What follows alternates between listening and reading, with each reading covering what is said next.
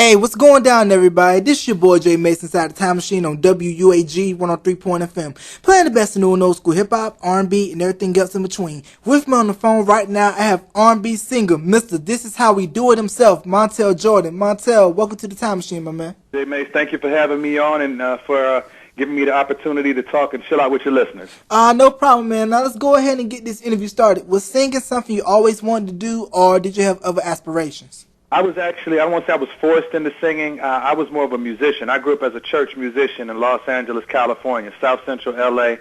I was a pianist back then, playing the piano, and my godbrother would play the organ, and it just so happened that when I was coming up back in the 80s in Los Angeles, it was just like street life was so crazy and so tough that a lot of the young, black men that were around in the neighborhoods that could have been in church singing songs and stuff like that basically started dying. So when it came time to lead solos and songs and be in the choir, it was only a couple of guys left, so I kind of had to start stepping in and singing because, by default. Right. And now, by you growing up in 6'8", you stood, right? Hint, hint, no pun intended. Yes, sir. Yes, sir. Now, were you killing them on the b-ball court? I actually really sucked at basketball. Come on now. It was horrible for me because by the time I got to high school, when I got to the 10th grade, I went to a school called Sarah High, which was an all-guys Catholic school in Los Angeles. And by the time I got there, they heard that it was a 6'6" guy named Jordan coming to their school, and they just knew I was going up on a basketball team. And I got there 6'6" named Jordan, and I sucked. But I did end up playing sophomore ball, and then the second year I played varsity ball, and then my senior year I did not play at all. Yeah, I would have been like, hey, yo, let me go ahead and get Montell heavy in the middle right there, be like Shaq, dunking, rebounding, all that good stuff, defensive presence. Yeah, it would have been nice. It just so happened that because I was doing music all my life, playing piano, saxophone, stuff like that, when I would go out and shoot hoops or whatever, it was like my fingers would get jammed up and ankles would get twisted, and so I just stuck with the music thing. Right, so pretty much you was like in the hallway singing to the ladies and doing the talent show thing. Exactly. And you was big man on campus that following week. Well, I won a couple of talent shows in my day back at high school, and once I got to college, I was really involved in stuff like that. So I got my fair share. I'm not mad at all at the route I took. Okay, so what made you go to Pepperdine? I went to Pepperdine, and this is going to sound like the craziest answer you'll ever hear. But when I came up, I was in South Central Los Angeles. I was in a black neighborhood. I went to black school, went to black church, and black neighborhood. Everything was blackity black, black, black. And when I was at my high school, I had a teacher, an English teacher, who was the hardest teacher I ever had in my life, named Craig Mitchell. And Craig Mitchell used to tell me, as he told a lot of the black students, if you want to be successful, he happened to be a white guy, but he used to tell us, if you wanted to be successful in this life, as a young black man, you have to be twice as good, as other people. And so me always hearing that, I used to think, at one time I wanted to go to, because the Cosby Show was on in a different world. I always wanted to go to like a Howard or, to a Morehouse or something like that. But with this teacher that really influenced me, he said, if you want to be able to compete, if you want to be able to be the best, then you have to be able to be twice as good as somebody else. And so I always thought to myself, what better way to be twice as good other than to actually compete with, the people that you're going to be competing with. So I figured I want to choose the whitest college in America to go to. And that's what I did. I went and I looked at the Harvards, the Yales, the Ivy Leagues and everything, and it just so happened that Pepperdine University had a lot of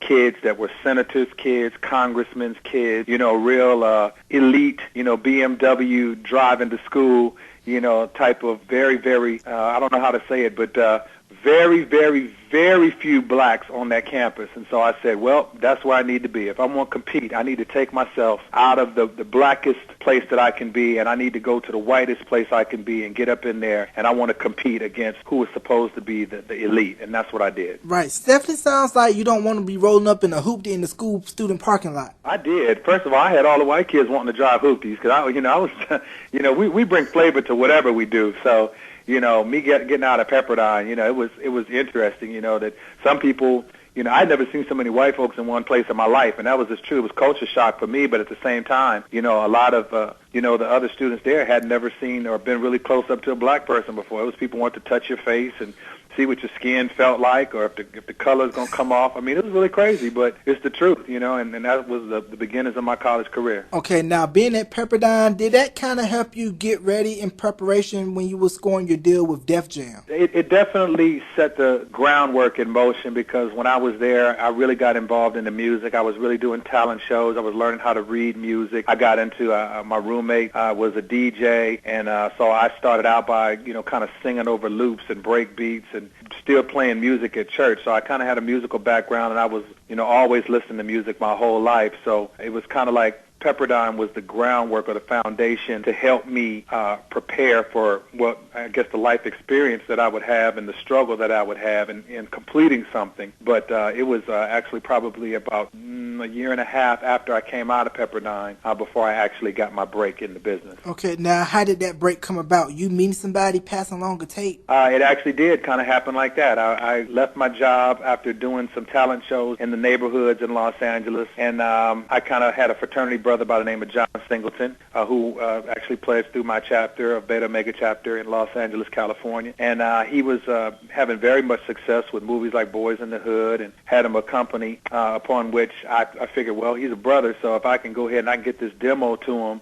maybe I can, get a record deal. And it just so happens that one of the people who was working for his company at the time broke off from him, asked me to, give him a demo tape. And so I was like, well, I'm really trying to get this deal with John, so I'm not going to give you a demo tape. And so I really pursued John for almost probably 4 to 6 months, and I couldn't really get, he's a real filmmaker, and so it was difficult to get to him. And finally this guy was like, yo, just give me a tape, man, just give me a tape. And so his name was DJ Paul Stewart, and so I gave my tape Paul Stewart. Paul Stewart took it to Russell Simmons in New York City, and Russell, as everybody knows, is an incredible mogul and founder of Def Jam. At the time, he was looking to expand Def Jam from New York, and he was pulling in West Coast artists like Warren G and Domino and South Central Cartel, YNV. He was looking to expand Def Jam to have West Coast artists on his label, and so that was how I got my my tape into the hands of Russell Simmons. And I say it in the Live a DJ, and Paul was his name. He came up with some money. This is what he said. Me and you gonna make some cash, sell 1 million records, and we're making the dash. Now, what was the process like making the debut album, including the smash hit, This Is How We Do It? That was a fast process, because I just basically locked myself up in a nice little apartment complex in Los Angeles with my label deal, a little bitty advance. I was able to get a little apartment and a couple of keyboards and music programming on the MP3000 or MP60 at the time, and I just started making beats. And I actually met through my management team. I met a gentleman by the name of O.G. Pierce, who actually passed away about 2 years ago, about a year and a half ago. He is my co-writer. He was executive producer with me on the This Is How We Do It album. I think he was 45. He passed away about a year and a half ago. But O.G. was one of the big influences on me, who taught me how to program, and taught me how to set my machinery up and everything. And he was an incredible musician. He's worked with incredible musicians. That was kind of the framework that came about, him guiding me through the first album, and me kind of pulling in a bunch of church musicians, which is what I knew, and trying to give the church musicians opportunity to